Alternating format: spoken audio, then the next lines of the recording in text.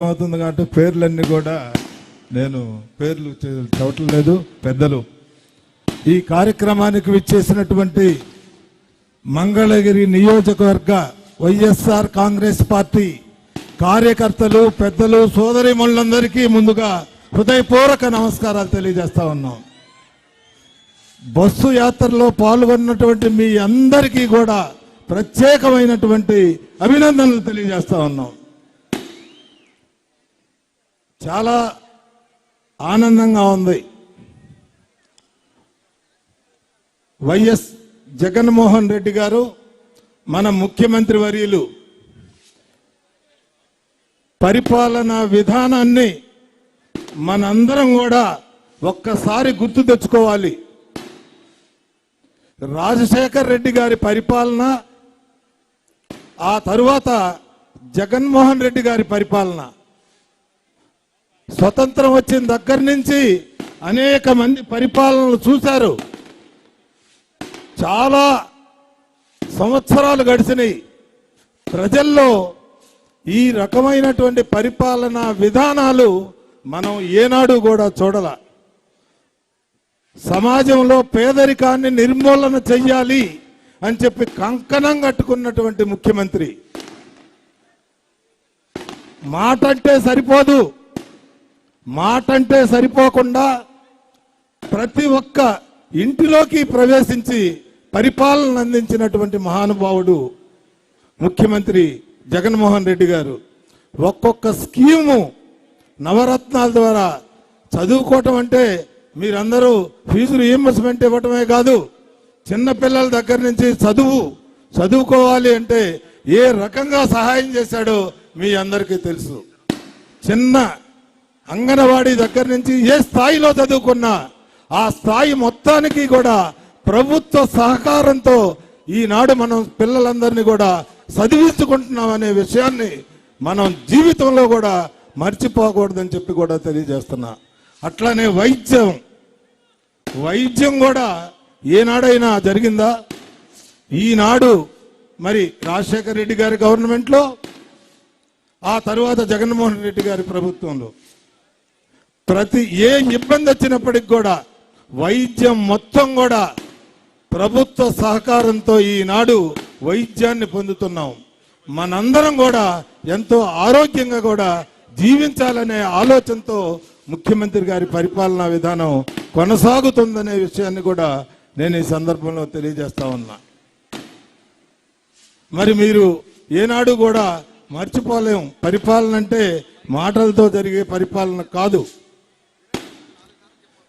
ఈనాడు విద్య వైద్యమే కాకుండా పేదలు మరి ఈనాడు బస్సు యాత్రలో వెనకబడినటువంటి తరగతులు, బీసీ, ఎస్సీ, ఎస్టీ, మైనార్టీలు మేమందరం కూడా మరి ఏ పదవుల్లో ఉన్నామో ఈ నియోజకవర్గంలో కానీ ఈ జిల్లాలో కానీ అందరం కూడా పదవుల్లోనే ఉన్నాం. గతంలో ఏనాడు కూడా ఇన్ని పదవులలో ఉన్నటువంటి పరిస్థితులు లేవు. ఈనాడు 70% మంత్రిమండలిలో కానీ అట్లానే ఎమ్మెల్యేలో కానీ రకరకాలైనటువంటి ఎమ్మెల్యేలో తక్కువ ఉంటాయి, ఎందుకంటే రిజర్వేషన్స్ అమల్లో ఉంటాయి కాబట్టి రిజర్వేషన్స్ ప్రకారం కొంచెం తక్కువ ఉన్నప్పటికీ కూడా తొందరగానే చెప్తాను. మరి మనం ప్రతి జిల్లా పరిషత్తులో కానీ పంచాయతీల్లో కానీ మున్సిపాలిటీల్లో కానీ అందరికీ కూడా ఈనాడు సగభాగం పైగా మనం బీసీలమే పరిపాలిస్తున్నాం. ముఖ్యమంత్రి గారు పరిపాలన అంతా కూడా ఆయన ముఖ్యమంత్రిగా ఉండి బీసీలు, ఎస్సీలు, మైనార్టీల చేత పరిపాలన కొనసాగిస్తున్నాడనే విషయాన్ని మనం ఎవరు కూడా మర్చిపోకూడదని చెప్పి కూడా తెలియజేస్తా ఉన్నా. మరి ఈనాడు ఎలక్షన్స్ వచ్చినాయి. మనకి ఏ రకమైనటువంటి పరిపాలన కావాలి? గతంలో ఏనాడు జరగనటువంటి పరిపాలనా విధానానికి ఈనాడు జగన్మోహన్ రెడ్డి గారి పరిపాలనా విధానాన్ని మనం జీవితంలో కూడా ఎవరు కూడా మర్చిపోకూడదని చెప్పి కూడా తెలియజేస్తా ఉన్నా. ఆ పరిపాలన మరలా కూడా వచ్చేటట్టయితేనే మన జీవితాలు లో మార్పు వస్తుంది. పేదరికాన్ని నిర్మూలన చేయటం అంటే ఒక్క 5 సంవత్సరాల్లోనే సరిపోదు.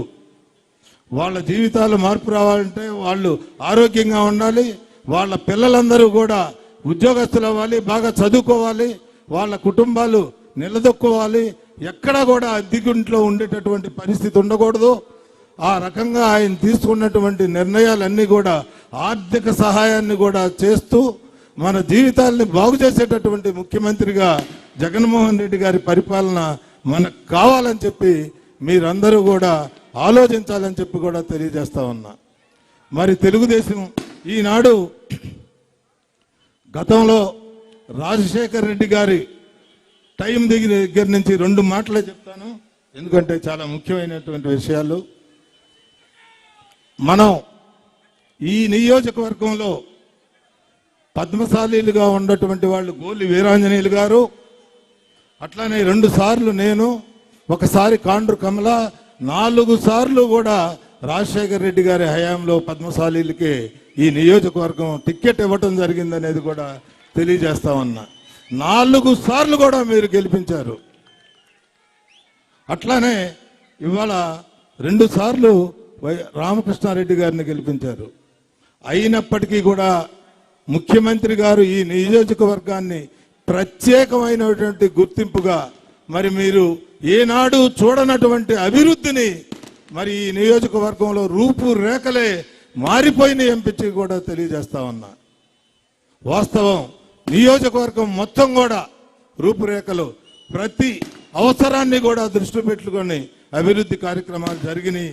కొన్ని వేల కోట్ల రూపాయలు ఈ నియోజకవర్గంలో ముఖ్యమంత్రి గారు ప్రత్యేకంగా ఇవ్వటం జరిగిందనే విషయాన్ని కూడా తెలియజేస్తూ, మరి చాలామంది పెద్దలు మాట్లాడవలసినటువంటి వాళ్ళు ఉన్నారు.